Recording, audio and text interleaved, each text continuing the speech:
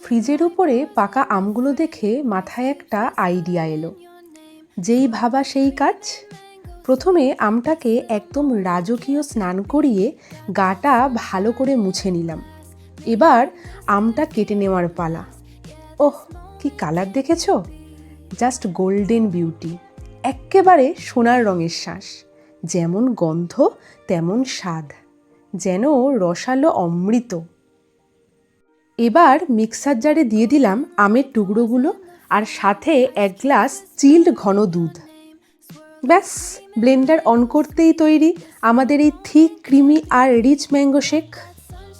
এই স্বাদকে আরও নেক্সট লেভেলে নিয়ে যেতে উপর থেকে ছড়িয়ে দিচ্ছি কনডেন্স মিল্ক আর কিছুটা আমের টুকরো।